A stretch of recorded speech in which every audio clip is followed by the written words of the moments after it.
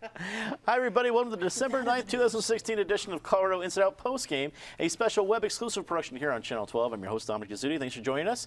Let's get a quick take on the proposals aimed at tightening marijuana regulations being in the works ahead of the legislative session coming in January. Bans on recreational and medical pot grows are being looked at in an effort to cut down on black market sales. Meanwhile, Denver licensing and legal officials are in the planning stages to determine best practices on how to implement social consumption regulations under Initiative 300 that was passed here in November. Patty Cahoon from Westward, a lot to deal with here, but what do you think is going to get the most attention? Denver adapting to Initiative 300 or moves that are coming before the legislative session? Well, in Denver, certainly Initiative 300 is going to get the most attention because there's so many different neighborhoods who are concerned about it. There are also businesses who are wondering. Denver has been able to study this, not just since 300 was passed, but there were proposals before. So why is it going to take 6 months before anyone will be able to submit an application? There are a lot of people concerned about that. On the other hand, the legislature is going to be moving very fast, but most of the pot grows, the illegal pot grows, we're not talking about them in urban areas. Most of them are outside in warehouses, in more rural areas, and I think those will be easier to crack down on. David Kopel from the Penn Institute and DU Law School. Do you think some of this is making headlines as a preemptive strike against possibly an attorney general if he's confirmed, Jeff Sessions, who's going to not be friendly on marijuana issues? Yes, and it's not like Eric Holder and Loretta Lynch were friendly. Right. They were, and boy, the amount of medical marijuana prosecutions that Holder did in California during Obama's first term was pretty harsh. But Jeff Sessions could be harsher. The state constitution, as amended by the voters,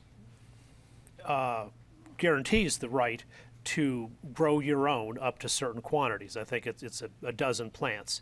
And so what's being proposed in the legislature isn't something that would violate the state constitution, but there are cooperatives, I guess, where people say, well, instead of growing in my backyard or my windowsill, we'll have some cooperative with a greenhouse out someplace, and I'll grow mine there. And this is about regulating that kind of thing. Of course, they should be located in rural areas so that neighbors aren't impacted by the odors and things like that.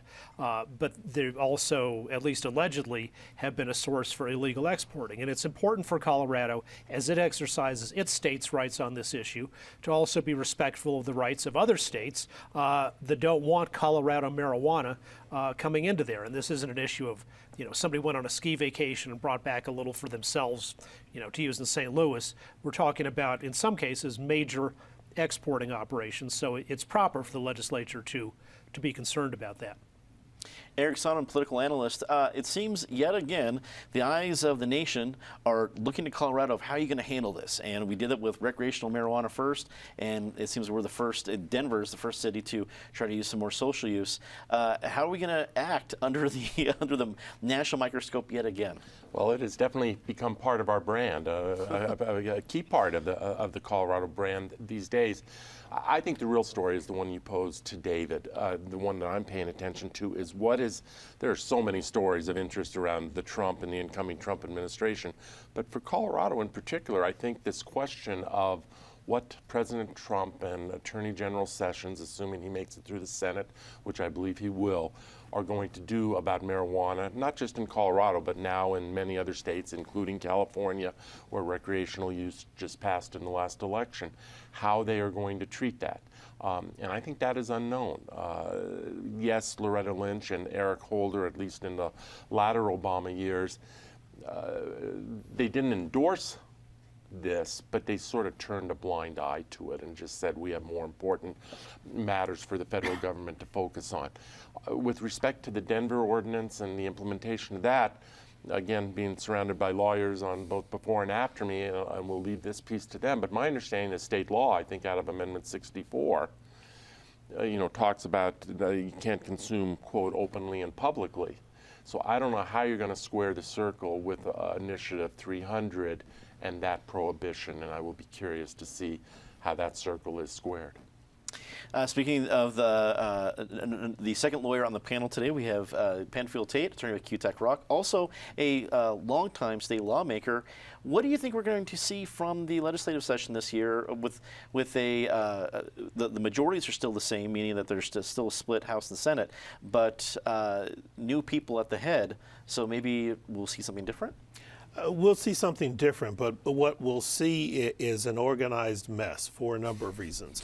You've got the federal overlay, and I think clearly Jeff Sessions will be confirmed, and I think clearly he'll be antagonistic to legalized marijuana in any state, whether it's medicinal or for personal use, which is contrary to, I think, what many perceive as a wave sweeping the country where state after state after state is passing either medicinal or recreational, and it's going to have the feel of the Prohibition era once again, where we've got federal law saying you can't do this, but the people are saying we're going to do this because this is what we want. So you've got that overlay. You've got the state trying to figure out and anticipate where to go, and their desire to try to regulate more stringently in the eyes of a constitutional provision that gives Coloradans the right to do certain things, then with state law that says you can't openly consume, but you've got Initiative 300 that talks about open consumption in places.